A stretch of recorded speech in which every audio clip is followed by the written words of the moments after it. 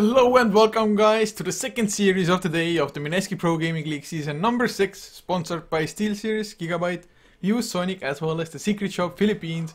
So huge shout out to them, without them we wouldn't even be here, but we are HeflaTV, the English coverage for you. It's gonna be Awake versus Click and Search in a 2-game series, where it's game number 1 still, thank God for that. But I'm Coacher and I'm joined once again by Blackadder.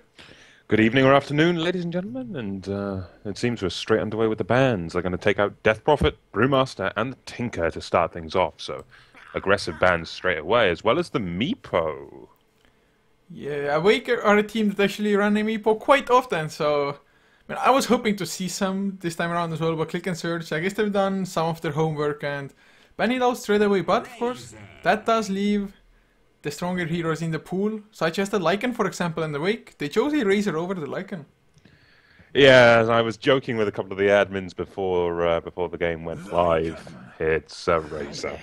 And we get the Lycan and the Viper as well. This is very familiar to the first series that we played, pretty much identical to it. And as we stand right now, we get the Void. Oh, so surprising! Who would have guessed? I mean, Faceless Void is pretty good against Lycan, to be honest. And, well, overall a pretty damn strong hero. Unfortunately, can't be comboed up with a Tinker. But still, Skyriff Mage is available. I highly doubt Awake themselves are gonna ban it out now. Since, I mean, Click and Search, if they got their hands on a Skyriff Mage, it actually wouldn't be all that scary with a Viper and Lycan, since there would be no proper setup for the Mystic Flare. Maybe the Viper Strike, but not really the best one. I could suspect that, but we're going to see a ban on the Shadow Shaman. I'm expecting a ban from Click and Search onto the Tinker and the Skywrath Mage, because Tri-Core lineup from Awake, Faceless Void, Offlane, Razor safe, and a Tinker wouldn't be bad, but still, it's a bloody Void Razor. God damn it. How many times have we seen this in recent weeks? Too many, I think is the correct way to put it. As long as we get something unorthodox, I'm fine with it, though. It give us something special. Man, I always forget whether it was Awake or G7 up in the last MPGL at the start of August, when one of those two teams ran a Meepo, Dazzle, Tusk, aggressive tri-lane, and they completely wrecked face with it, just snowballing the multiple Meepos into Shadow Wave from the Dazzle, and that hero was just dead almost straight out. Because all the Meepos individually add speed to the snowball. That's actually a really good idea. So unfortunately, Meepo was banned. Tinker, of course, was taken out as well, straight away from Click and Search. So we're in the second ban of the second phase now, Awake. They've slowed it down just a tad here, getting actually into the reserve time as well. I mean, what other... Earthshaker is still one possibility for sure for them to pick up. Just try to Fisher block the Faceless Void in the Chrono even, if need be. Or stop the Razor from chasing somebody. No, actually, I completely overlooked the Doombringer. It did get banned out now. Yeah, I was going to say, if Doom gets through, Doom will be picked up to use against the Lycan. But we equally see the Tide removed here. That does leave Tinker in the pool. But we'll get the Ancient Apparition for Click and Search to start this second phase off. It would not surprise me to see a Tinker right now for Awake. I mean, we've seen what they can do with a Tinker, for one. And for two, well, there's your Tri-Cores straight away. Yeah, it's... I mean, to be honest, I really like the Click and Search got the Ancient Apparition away from Awake at the moment. Since Ice Blast, of course, is pretty good in conjunction with the Chronosphere, but also pretty nice against the Chronosphere, so... Or rather, Ancient Apparition with the Cold Feet, but a Jakiro pickup for Awake, getting some additional push for themselves. A solid enough long-range stun with the Ice Path. Can't do too much up against the Lycan, though. I don't know. We mix a Faceless Void with a Jakiro. That's Chronosphere Macropire. That does a lot of damage. And then we could see this Jakiro in the core role. We've seen it before. Liquid Fire does still slow that Lycan through his attack speed. And that's going to be quite nice up against him. But we do get the Earthshaker here for Click and Search. So looking for that long-range initiation and defensive power. I mean, we're looking for those big Echo Slams, which would be nice to see. I think you'll agree with me there. Of course, man. Who wouldn't love to see some Echo Slams? But now, how do Awake answer this? The Jakiro has been picked, still no sign of a Tinker, so we might be out of the woods. Touch wood.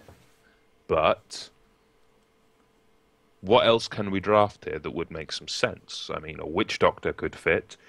Something that can disable the Earthshaker's dagger at long range could work. A Mirana would still be a good pick in my mind. Hell, a Mirana would work for Click and Search as well. And I think we've seen a Mirana out of Jules in previous series from Click and Search. Not today, but in the past. I mean, Mirana does make a good amount of sense. At least for Click and Search. But where did Awake now go with this? Well, it really depends on how heavy they actually want to push with the Jakiro, for example.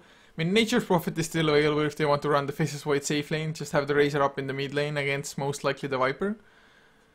So, actually, nope, they go for the Sand King instead. Just a hero can also utilize the jungle fairly well, and usually Sand King is one of the more farmed support heroes thanks to his ability to just get the jungle cleared up. I'd completely agree with that. I mean, we look at the Sand King. Sandstorm for the jungle, certainly. But Burrow Strike and Ice Path is a good amount of synergy, and Jakiro Sand King is an underrated support combination. Equally, you can throw that Epicenter into the middle of a Chrono and you can cause, so much damage. But we do get now a ban on the Centaur by Click and Search and a ban on the Nature's Prophet by Awake. Going into the final picks, Tinker is still available, but it will be an Ember Spirit for Click and Search now. They didn't have much success with this strategy in an earlier game. However, I wonder if Jules can get more farm under his belt this time around. Well, they did manage to turtle it out quite a long time that game as well, and I do believe that at least so far Awake, I have my doubts about their ability to put on as much aggression as Titan did. I mean, especially since, Titan, they had an Enchantress who went into the enemy jungle from the start. And just made things happen that way. And actually the Tinker was banned as the first one to begin with, so Awake, that's completely out of the question for them. Oh wow, I missed that. How the hell did I miss that? I guess Invoker is one possibility for them as well if they want to. They could Invoker, but Batrider makes more sense. Batrider locks down the Ember quite nicely. How did I miss the Tinker ban?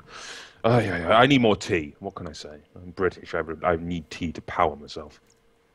Man, tea is such a better empowerment than coffee is. Yeah. Well, I'm British. I rely on this stuff. We all know that. But let's see. From where we stand, drafts are complete going into the game. Now it's just a matter of who can perform better. Now, looking at these drafts, this is the point I have to turn around and poke you with. What team are you going to put your money on, Couch? Well, to be honest, I have to say I like Awake's team a little bit more, but I think Click and Search will take it. I have been casting Awake in recent weeks. I've come to know them as a damn good team. And from where we stand, in all honesty, I'm going to put my money on Awake. I like their draft. The Batrider, the Faceless Void. They have two heroes which can initiate. They've got Epicenter.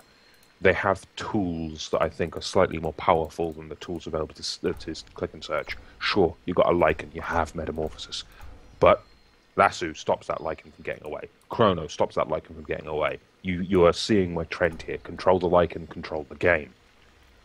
But now, as we load into this first of the best of two, let's introduce the teams, shall we? Yes, it's your pick, man. You can start. DQ? What's the admin going on about here? Disqualify? I'm what? hoping... yeah. I have no idea why, or... maybe he just is sprouting nonsense randomly? Admins don't tend to do that. Well, he did say it in spectator mode, so... well, I guess you can still go over the lineups, the teams, and just hope that everything is fine after all.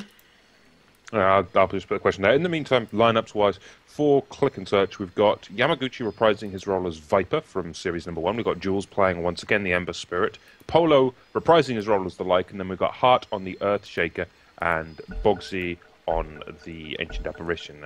I'm... okay, typo... okay, well, I suppose on the flip side of that coin for Awake, we've got Supra on the Jakiro, BSR on the Razor, Toye on the Faceless Void, and Yo2 on the Sand King. This does, of course, leave Solitic on that Batrider. Now, we know what we're betting on. I'm betting on Awake, you're betting on CNS, but how do you think this is going to go for the laning stage? Which team will have the edge in the early game, do you think? Oh, I mean, I think it may be a little bit too early to call, since if it's actually going to be a 4 versus 5 clash, whoever gets the better of that might just, with those early kills, get the laning phase advantage. But considering that, I do believe CNS are leaving behind an aggressive tri-lane of possibly a Viper, Earthshaker, and Ancient Apparition, but they run into Solitic. The Chilling Touch, Searing Chain, such an easy kill. A few more right clicks, Boxy picks up the first blood. Man, Chilling Touch just boosts up the damage to a ridiculous amount. Plus, of course, Howl, actually not even used there.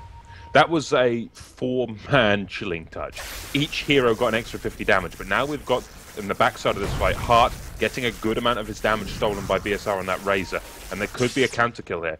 Honestly, it's going to be up to Hart to escape this one, and a couple more right clicks could spell his doom, but he should have more than enough movement speed to escape this one.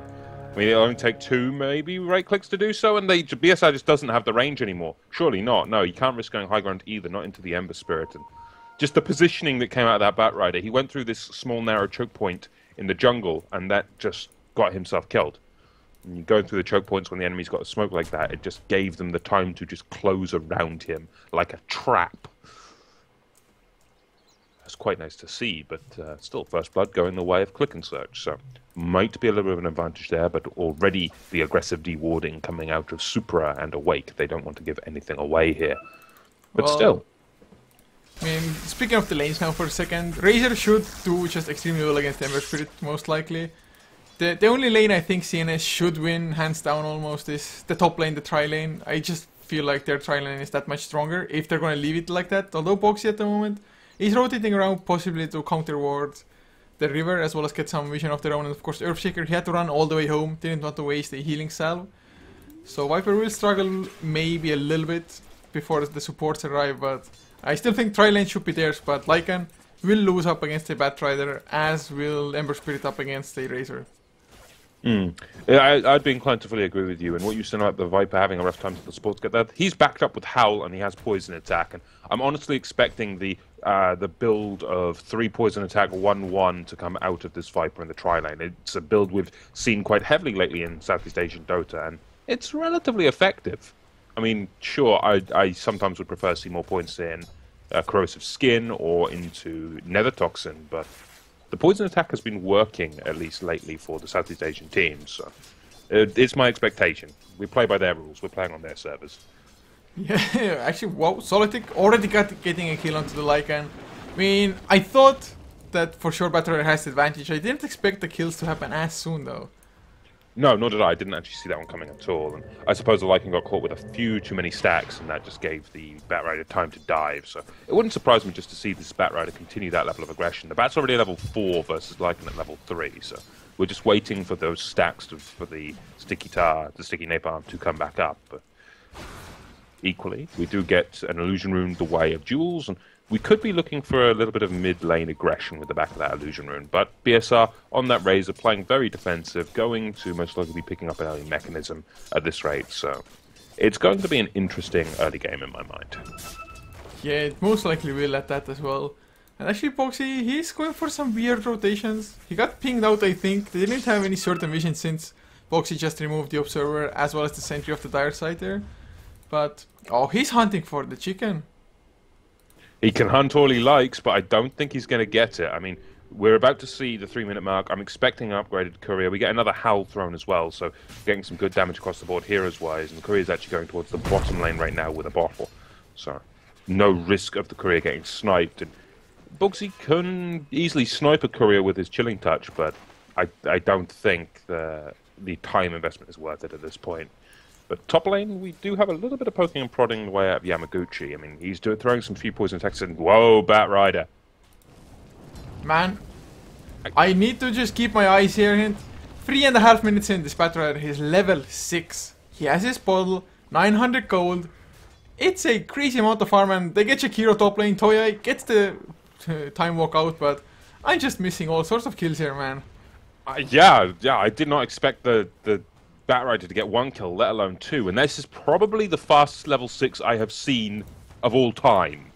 I mean, at least in terms of games I've cast, I don't think I've ever seen a level 6 this quick. And this is Awake's game to lose at this point, considering it's very early for me to say those words, but when you've got a Batrider level 6 already and 1,000 gold in the bank after his bottle, we're looking at a very early Blink Dagger, we're looking at very early aggression.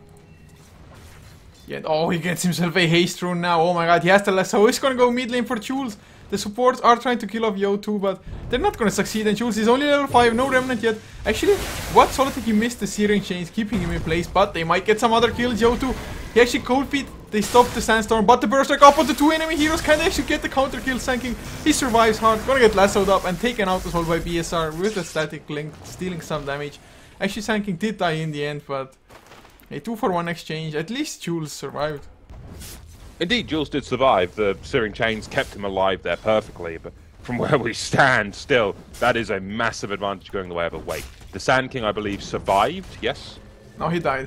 He did die. He got killed by the cold feet, but they still managed to kill both supports that were rotating, and that haste rune, it is pretty much the best rune you could ever see on a Batrider. Oh man, this start is goddamn horrible for them, and even in the top lane, the Viper actually is surpassed by the Faceless Void as far as just pure last hits go.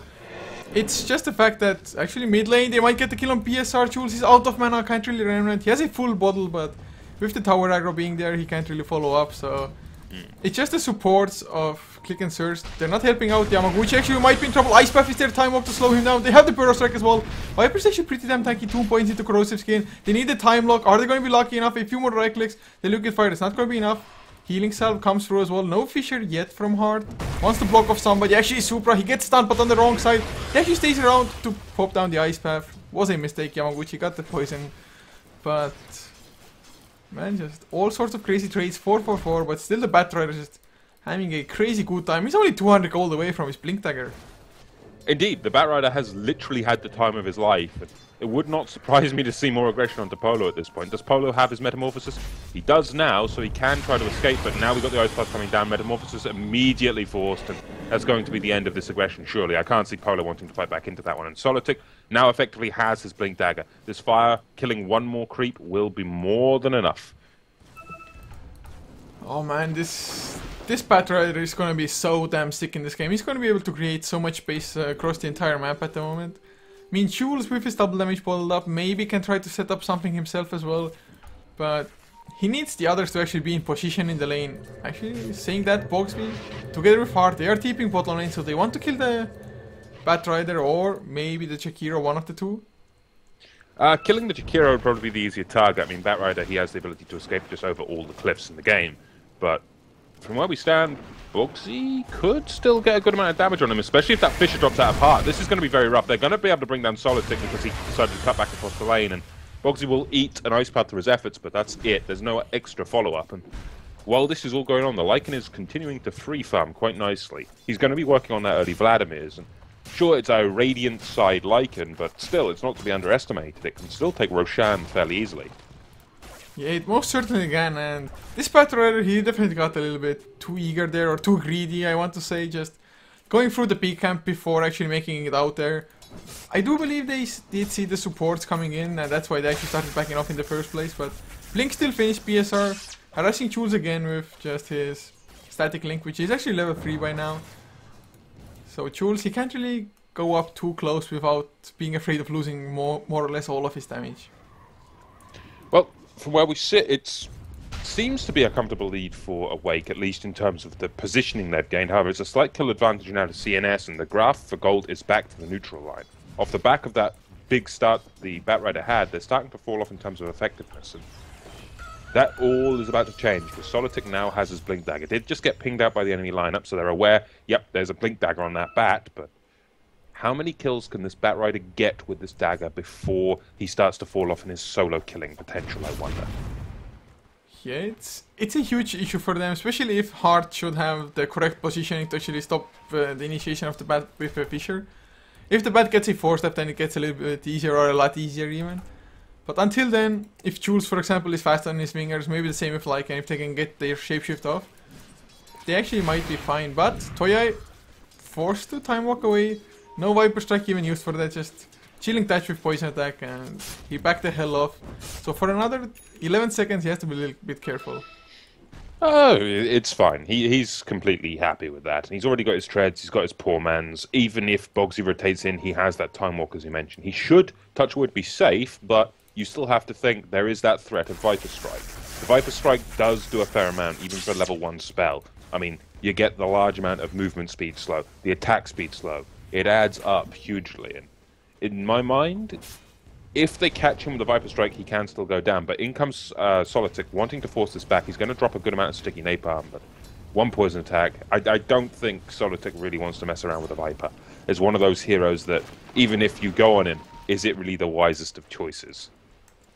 Yeah, and just really the Battlers' aggression has been slowed down by quite a lot. Actually, the Fisher comes out now. Firefly ends. Will they get the Viper Strike? Yamaguchi is not quite in range.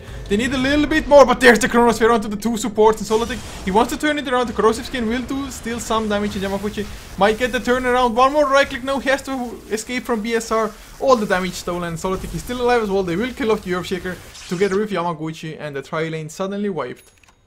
That was, in all honesty, the best thing Solitic could hope for. He was in a rough way off the back of that initiation from the Viper, and it did all come down to that Chronosphere of Toye, as well as a denied tower, so quite the advantage there. But while this is going on, Lycan will help himself to a free tier 1. And Lycan is starting to do what Lycan does best, kill the enemy towers. He already has his Vladimirs, he can buy his treads right the hell now. And they need to stop this Lycan, because he's already barreling towards a tier 2 right now. And I'm just sat here watching Polo right now. Yeah, and tier 2 starting to go down. To be honest, his farm, his last hits, he's number 1. He died, what, 1.5 minutes in, and the next time 3 minutes in as well. So he's been recovering pretty damn nicely. Toya has been forced to TP out actually by Yamaguchi here on the top lane.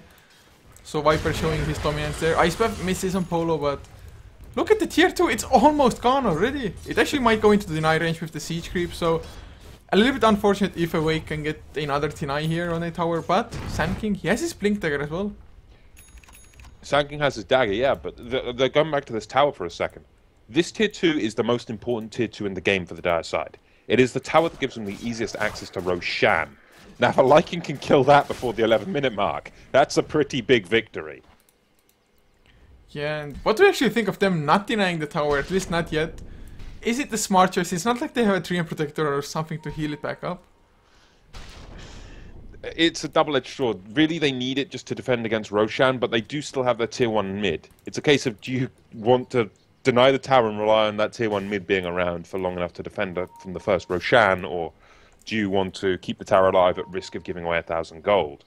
It's about equal either side of the coin, but now you've got Solitic and Super looking around for the Lycan. They catch Polo, they drag him back. Polo is in his ultimate form, he can escape, but in comes the epicenter, in comes the damage, and Polo will fall. And almost, the Fisher actually comes out, Bogsy, drops low as well to the Plasma Field, and do they really want to keep on going? Their Blink Daggers came off cooldown, Sand King a little bit too low on mana though, even with one bottle charge shared. But still, bringing down a Lycan is a huge kill. He is working towards the Necrobox straight out, so not a battle Lycan this time around, just wants to be able to push down towers as fast as humanly possible, and Heart or anybody else. Oh, the Chronosphere! They're gonna go for Jules. Fisher is there to actually stop some damage from coming out. There's the Macropyre a little bit too late, and Jules, he's just fine. Yep, catching the Void is going to be a very hard task, and especially considering this Void already has himself a Morbid Mask, it would not surprise me in the slightest to see in all honesty, Aghanim Scepter here for Awake. But in the meantime, in the jungle, that's a 3-man Fisher, as well as good damage coming through from Jules, but Jules could still take a fall here. Echo Slam to go down, and that's going to be 2 kills going the way of Yamaguchi. Make that potentially 3 if this Batrider falls, but he's going to TP out. He should be safe. Yeah, he's gone this time around, but still, 2 big kills and one hell of a fight going the way of CNS. Yeah, and actually the Viper would have gotten the kill onto the Batrider with the Corrosive Skin, since he did stand in the Firefly, if the TP would have been like a second and a half later, but the tower will it get denied? No, the Wolves do get it in the end, so the tower not being denied earlier on by Awake just came back to bite them in the ass now. Lycan gets some nice extra gold, and suddenly only 200 away from his Necro level 1 being finished. It might even be a tier 1 in the mid lane as well, considering you got Bogsy as well as Heart pushing in with Jules, and this tower was already heavily damaged. All of the map control that Awake had, they are losing incredibly quickly. I mean, I mentioned how important these towers are for defending Roshan, and now they come in to try to defend this, but equally, there's a Burrow Strike on 2. Yo2 doing work, in comes the Macropire on everyone! Proxy in a lot of trouble, but then they all swim in the fire, and they all fall. Oh man, double fire, it's just too much for CNS to handle. But all of the cores escaped, so I guess it's not a good trade losing 2 supports for a tower, but it's an acceptable one for them, since, I mean, Lycan keeps on farming, Jules gets a decent amount of as well. Actually looked for a second that he wants to go for BSR with Yamaguchi, but not gonna follow in too deep. I mean, they already felt a wipe of their tri-lane top once by just diving a little bit too far, so they learned their lesson. They could, with the presence of Yamaguchi, probably kill the Razor, but the Razor had Eye of the Storm up still at that point. That is why the Ember Spirit backed up. The Ember Spirit does not have much in terms of tank ability, especially against negative armor at this point in the game, and you really want to be fighting into Eye of the Storm. Well, at the moment, it's still Lycan. He's not number 1 in net worth, he's actually second, sharing it almost with the Razor. Yamaguchi is the best farmer so far. Of course, Lycan, he has died 3 times, hasn't been a part of a single kill, but just with the Howl, as well as he himself pushing out the bottom lane, has done a pretty sizable amount of work for his team, I think. Indeed, I completely agree. He has done a large amount of work. Still, from where we stand, it's recoverable. All the tower gold is easily recoverable, especially considering some of the denies. It's only a 4k lead the way of CNS. That is recoverable very quickly as well. Sure, 4 towers or a few kills and a tower or 2. Both of these are good ways of recovering it, but equally, Necro books are starting to come online for CNS. They got that Necro 1. They're going to start to push up that mid lane. They're going to go into Supra, and he's going to take a fall here too. If anything, just the damage of the Viper. They didn't really even need the Ice Path. And here comes that tier 2 push, potentially. The fire from Solitic's going to slow things down, sure. It buys them 10 seconds at most for this Firefly to end, and then I could see a push coming in with those Necro units, especially with the damage of the Howl and the Metamorphosis to go behind it. I'm not sure Awake can hold this tier 2.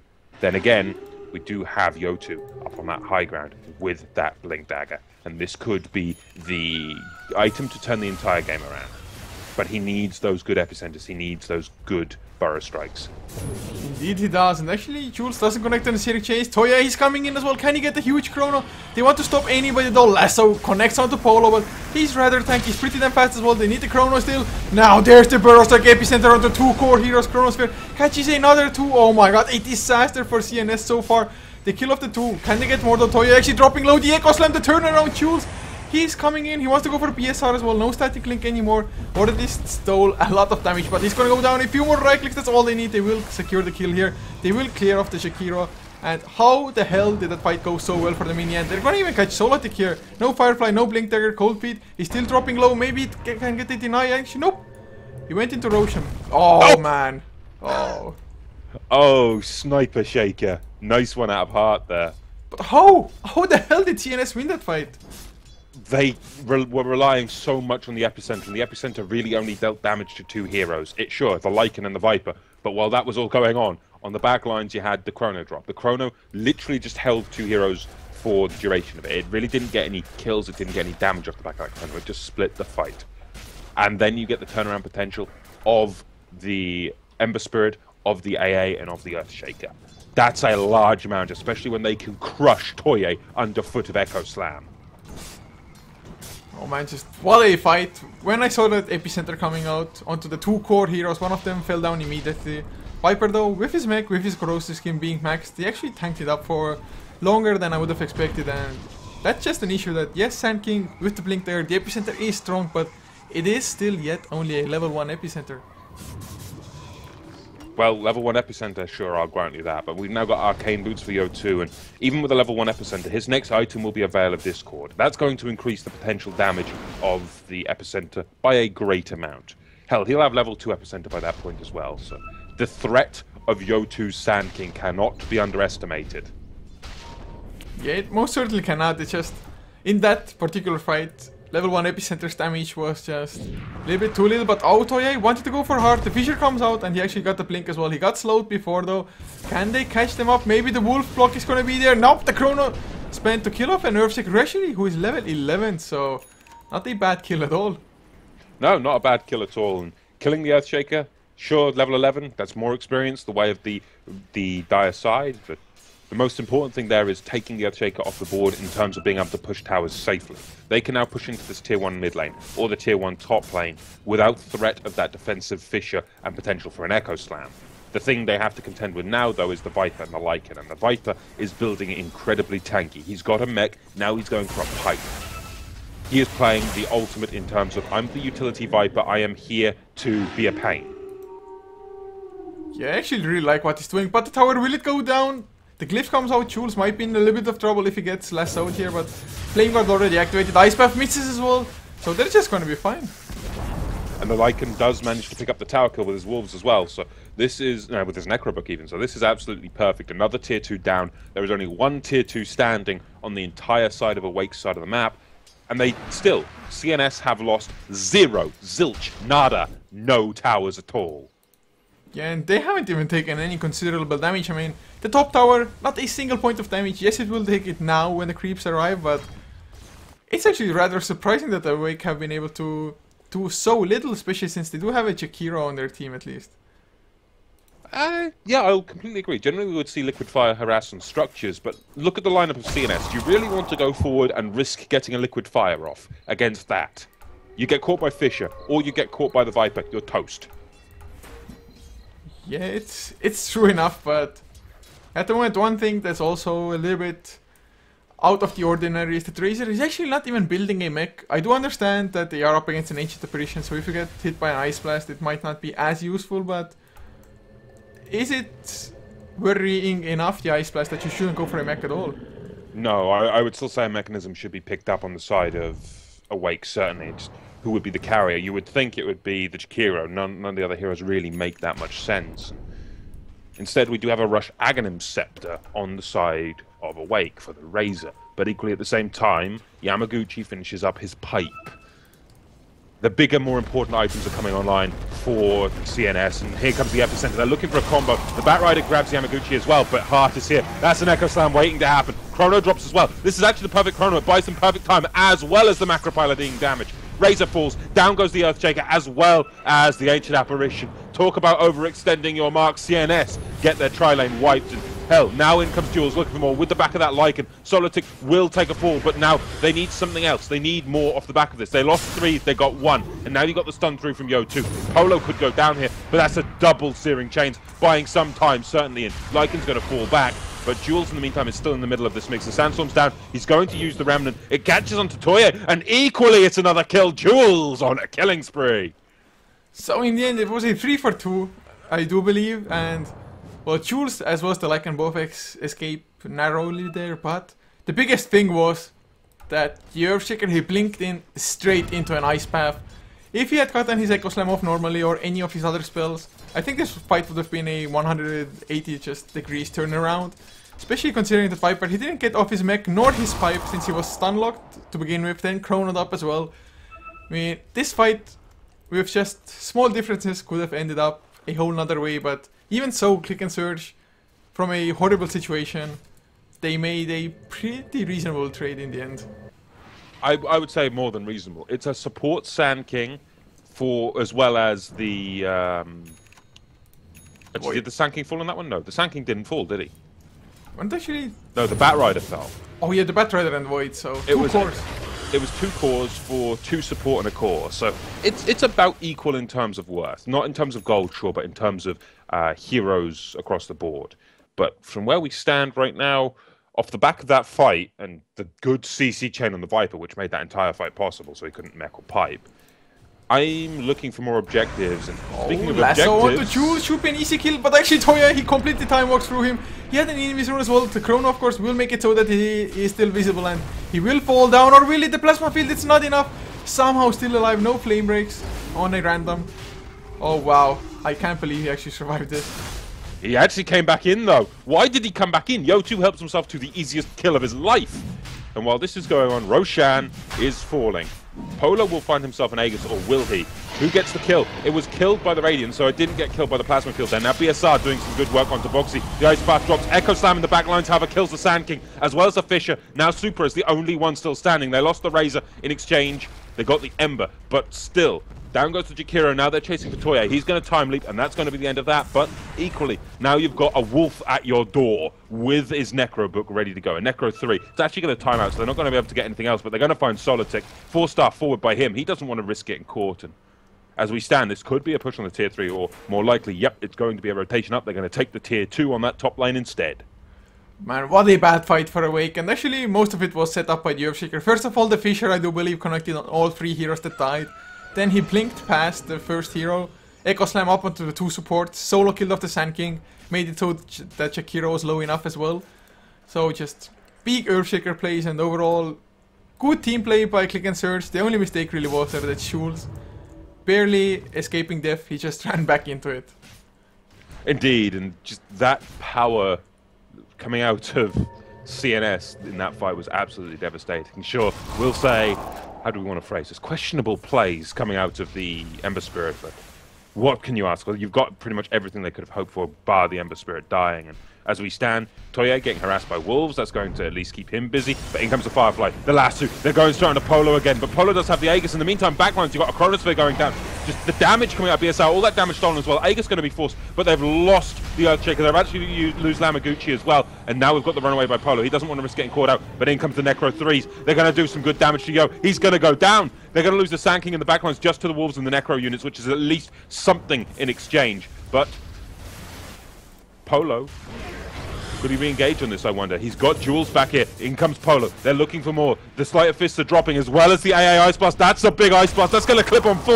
It caught everyone. Now in comes the Ember Spirit, doing some good damage across the board, but damage being stolen. They'll lose the Lycanthrope. The Ember Searing Chains don't catch on anyone. The SR will manage to bring down the Ember Spirit, and it could have all been so different. That Ice Blast hit everyone, but just good positioning, good play coming out of Awake to hold their own. Yeah, I mean, it was a 3-4-5 by the end of it. Awake definitely getting the better of it. They also got the Aegis down as well as they defend the tower. And, I mean, I really didn't understand why Viper, he was like, yeah, I'm dead, I'm not gonna pop my mech and pipe at all. With those both getting popped, I think it would have affected one of the supports as well at the same time, the Ancient Apparition, I think it was. So, they could have at least bought some extra time for the Ember Spirit as well as the Lycan arrive, so they would have been able to strike with a stronger force possibly, or make Awake exhaust some more of their mana or anything. But just not popping them at all struck me a little bit as weird. But I mean, CNS, they are still looking good. I mean, they arguably have better late game, although Faceless Void, of course, is always just an X factor. The Void has become so popular lately just for that reason. He can come in and he can destroy someone within the Chronosphere, but as we stand, Toye really does not have that much to his name. Generally would expect a bit more farm out of a Void at the 30-minute mark, near enough. But he's got a Maelstrom, he's going for his BKB next, he's got a Mask of Madness as well. So he's at least done okay for himself. He could be slightly better by all means, but for the most part, you've got to remember, there are 0 towers down in favor of Awake still at the 30-minute mark, near enough. And look at the gold lead. That's 7.5 gold lead from CNS, equally 1,000 experience lead on a one incredibly spiky graph the way of Awake. that is the definition of a spiky graph at the moment. And actually, Supra, he's scouting things out. He's in this, so nobody knows he is there. Actually, can I set up a kill Toye? He's coming in as well with a Chrono and Macropyre. They very well might, no, if Toye wants to commit to it. He doesn't want to cross the river. He would give away his positioning too much and reveal the fact that there's some vision somewhere.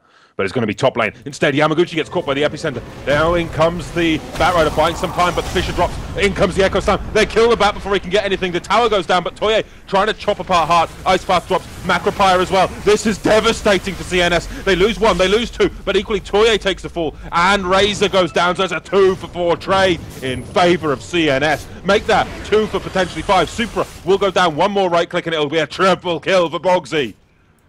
Well, that fight went pretty damn well for them. Awake, they did initiate decent enough, but all of the heroes weren't there just in time. And once again, the pipe actually came out rather late from the Viper.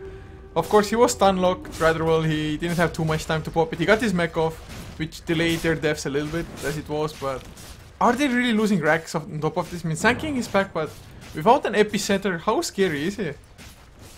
Without an epicenter, the tanking can't hold it. It's not a chance. He wouldn't want to use it anyway, just for the fact that Lycan would hands down survive it. It's still, sure, it's a level 2 epicenter, but level 2 epicenter versus Ember Guard, which would absorb the majority of it. The Ancient Apparition, who has urn charges to just heal up after it, as well as Lycan, who will just laugh in the face of it. Oh man, those graphs suddenly spike upwards quite steeply, so 12,000 gold lead as well as XP now nearing 4,000, so about a 5k XP swing. And not only that, I mean, the Ancient Apparition is already level 15 with an Aghanim's upgrade to the Ice Blast. So if he gets at level 16, he's pretty much capped out, he doesn't even need anymore, just connect on the Ice Blast and you are done with the fight. I would completely agree, and speaking of Ice Blast, top lane... No, it's not going to catch Toye, but equally, if we look at the positioning out of CNS right now, they are just keeping all of these lanes so heavily pushed up. Yamaguchi in the mid lane, you've got everyone else near the Ancients. It's a case of, I think, time for the next set of racks. How long till Roshan's available? Another 2 minutes at least, so that's not going to be available, but the BKB for Polo is, and I'm thinking they're just going to start focusing on this bottom lane. It's the next easiest lane to push in. They don't really want to target mid yet, and as we stand, Solitic, looking at the sidelines, he could look for the lasso, but how do you initiate on this? Who do you grab with the lasso here? Do you go on the Viper and leave the Ember Spirit to jump around? Do you go on the Ember Spirit and risk getting Viper struck as a Bat Rider? It's a hard one to call. Yeah, it most certainly is. I mean, even catching an Earthshaker wouldn't be too bad of a thing, to be honest, because he can definitely just jump in and turn the fight around. So there are a lot of targets. Of course, they do have 2 heroes. Faceless Void can target or try to target the majority of it, whereas whoever gets caught or isn't caught in the chrono will get less sold, for example.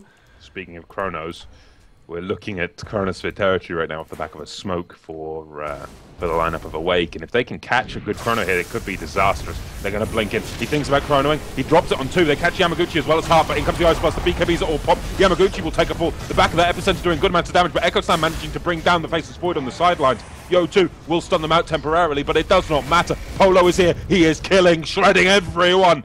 He wants more as well. But who else can he find? Jakiro, he's well enough away. He's TPing back to base, so that's a 4-for-0 kill advantage the way of CNS. And now I think it's time for the mid set of racks. Yeah, that fight just went almost as good as CNS could have hoped for. Yes, Yamaguchi died, but he is pretty much the tankiest hero to bring down, even without him popping his mech or the pipe. And just a moment's hesitation when Faceless Void initially jumped in made it so the CNS, they could spread themselves out at least a little bit, get a couple of spells off before. That made it so that they didn't get wiped by any means, and the Lycan just shredding through everything together with Jewel. Indeed, and from where we stand, this is pretty much the way Lycan games tend to go. Early advantage into early towers, into 30-minute kill base. Sure, it's 31 minutes, near enough, but off the back of this one, it was a nice attempt to hold this by Awake, but they just couldn't manage it this time round. The Ancient's falling, and it was honestly expected in some ways. I mean, you look at the lineup of CNS and the start that they had. It would have been very, very rough for Awake to hold this one, but of course, there is still game number 2 of this series. Yeah, there certainly is, man. To be honest, I would have expected, with the good start the Bat Rider got, like, a level 6 3.5 minutes in, finding a haste rune after that, as well as getting the blink dagger by like 7 minutes in or something. Kind of expected them to achieve a little bit more. Sand King cut his blink dagger rather early as well, but CNS just grouping up, going for the early mech, the early pipe, whereas both of those items were completely lacking for Awake. But guys, this was, like Blackadder said, game number 1 only in a 2-game series, so we'll be back with game number 2 in a minute or 2, hopefully at least. So stick around, and if you liked us, be sure to follow us as well. And you can find all the links below the stream. If you like the casters personally, I'm at Coucher on Twitter. My co-caster is Mr_Blackadder on both Twitch as well as Twitter, so you can follow him there. And see you in game 2.